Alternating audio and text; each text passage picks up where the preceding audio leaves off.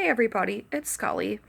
So in this video I wanted to talk about a very important topic that a lot of people deal with.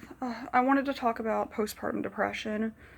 I'm just going to kind of focus on the condition part more so than anything else, but postpartum depression, it's a little bit different from one person to the next because it's not uncommon for people to have some degree of sadness when they first give birth to a child just because it's, your body's gone through a lot.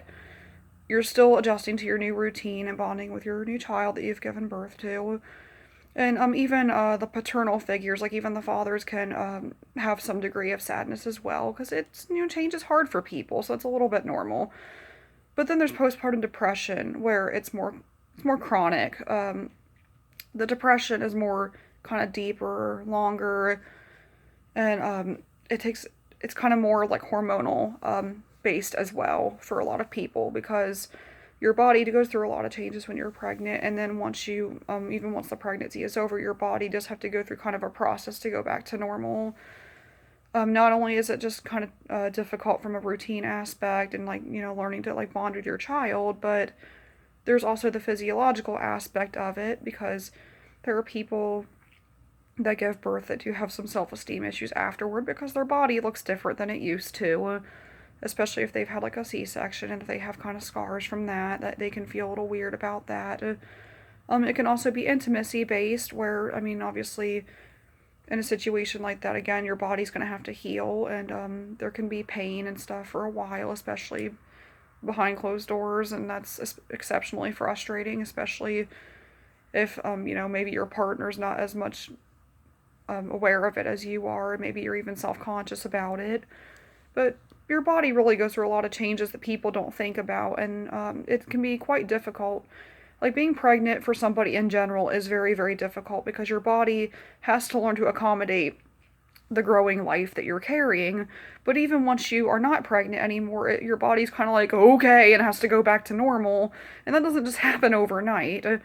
Because, even once you're healing, your hormones, they peaked for quite some time because you were producing more hormones as a result of being pregnant, just doing what you had to do to support a growing life. And it's not just the flip of a switch for everything to go back to the way it was before. And it can be quite a long process. And some people have complications when they give birth that can make it even more difficult or even take longer. So there are really a variety of factors that can contribute to things like postpartum depression. And then there can be just even aside from just parenthood and just the day-to-day struggles with that, there's also things like, if you have to worry about, like, for example, going back to work, or if you have to worry about maybe certain social aspects of it with other mothers, because that can be kind of difficult too. And some people, when they have something like postpartum depression, it can affect their ability to bond with their child. And it's not usually intentional. It's just the day-to-day struggles of life can just really kind of get to you after a while. And if you're still trying to get to know your little person, and, maybe you have times where they're crying and you're not sure why, it can be very automatic for the parent to blame themselves and maybe feel like their baby hates them even when that's not the case. And then there's also mental aspects that go to postpartum depression. There are some people in more rare circumstances that can even have postpartum psychosis where they start having delusions pertaining to their child and just kind of things that go with that. And they can be very in-depth. They can be kind of complex from one case to the next. But if that's obviously severe enough, that can also merit more kind of following up on a more mental health aspect. Like, does the new parent need to be on antidepressants? Do they need some sort of psych evaluation? Is there something else going on that maybe their doctor wasn't aware of before they got pregnant or even during? Because there are people that can have coexisting mental illnesses as well, and if those weren't diagnosed, or even if they have other medical conditions, can also play a part. So really something like this can be very, very complicated. And everybody can kind of handle things like this differently. Like some people, if they have postpartum depression, they may have to kind of follow up on more of a psychiatric level and see if there's any kind of intervention that goes with that, and trying to find medications that can help the person that are also safe for them, like if they're nursing too. Then there's just other kind of environmental aspects too. Like some people have had complicated deliveries, which can contribute to that. And, if it's somebody that maybe they had relationship issues prior to having their child, like where maybe the paternal figure is not involved, or maybe they're a single parent, so they're really just kind of alone in the majority of the time, and they don't have as much help with caring for their child. And then, of course, their mental health and stuff consequently. Those can also be contributing factors. I mean, there's some people that maybe they lost their job prior to having their child, and maybe there's that stress weighing on them too. I mean, people can only handle so much stress sometimes, and you just never know what's going on in somebody's life until you take a closer look.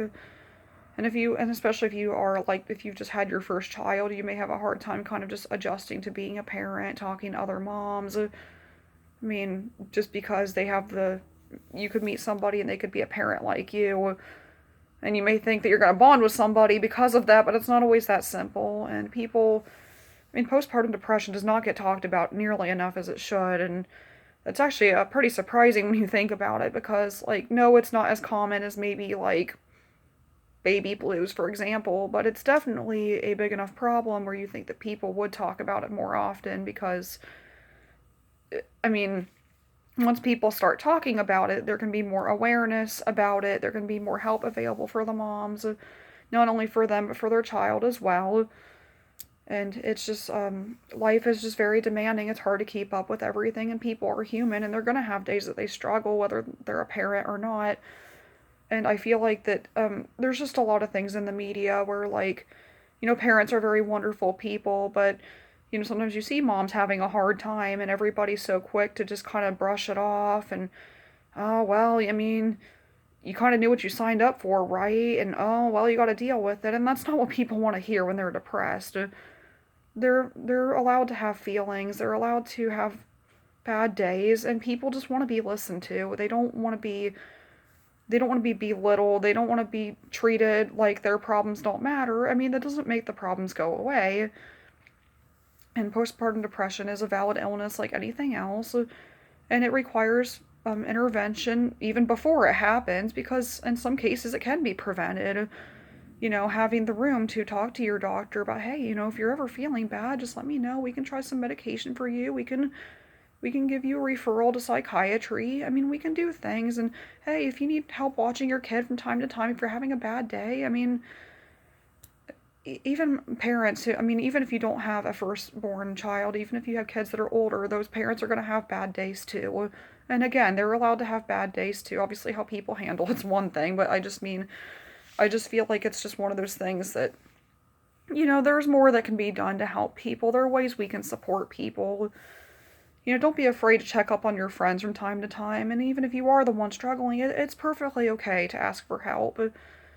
And I think sometimes it can be a pride thing for some people. Some people they're just afraid to ask for help. And if it is somebody who has it to almost maybe more of like because there are people that have postpartum psychosis that have like really like horrible delusions and intrusive thoughts, and they can sometimes be harmless thoughts, sometimes they can be more than that, but I mean, people are afraid to talk about them because they don't want to be judged, they don't want people to think they're a bad parent, they don't want people to treat them a certain way. I mean, there are some people that are afraid to talk to doctors about things because they're afraid that if they are honest with them that they'll get sent to inpatient treatment, and then all the stuff that kind of follows with that. I mean, every place is different, and there's very helpful doctors and places out there, but it's very scary to open up to people when you have things going on in your mind, because your mind can feel like a very scary place, even if it's just your mind playing tricks on you, and not everybody knows that either. So I wanted to make this video. Again, I kind of tried to focus more on the medical aspect more than anything, because I try to stay in my lane when it comes to things I don't know a whole lot about. But this is a common enough topic, and it is a form of mental illness just like anything. And there's some very big topics in the world that, I mean, if there's not a lot being done physically about them, if we just at least start talking about it first, that's enough to get it out in the open. So if there isn't enough being done, that can eventually change, because this affects far more people than others may realize. And, it could be one of those things that someone doesn't think much about it. Then they could have a kid someday, and then they could be in the same boat. and wonder, what do they do to help this problem make it better? And, there's just so many things that contribute to it. And it's just something I wanted to talk about because I have people I know that have had things like this, and I hate to think of just somebody feeling so isolated during a time where they really just need support. They just need somebody to listen to them. So if you're somebody struggling with an issue like this, it's okay to talk about it. It's okay to ask for help. You're not a bad parent. You are valid. You are allowed to have feelings, and you're allowed to have bad days. So with that being said, just take things one day at a time. Just be patient with yourself and know that your kids love you, your friends love you, your family loves you. You're not any less of a person because you have bad days. So just remind yourself that you are valid and you're allowed to have feelings and you're allowed to have bad days. And sometimes, again, there can be more going on than what you think. And it's okay to tell your doctor about it too, because they're there to help you. They want to help you, and it is their job to help you. And if they don't feel that way, then get a better doctor, because they should want to help you. So, even though this isn't exactly my forte, I still wanted to bring it up because I really want to help. I hope that I'm helping somebody by bringing up this topic, because I know there's a lot of people out there dealing with this. So, just keep that in mind, just kind of going forward, and just take everything one day at a time, and things will get better. Sometimes it just takes time to adjust to change in your life, and that's normal. So until next time, have a great day, guys.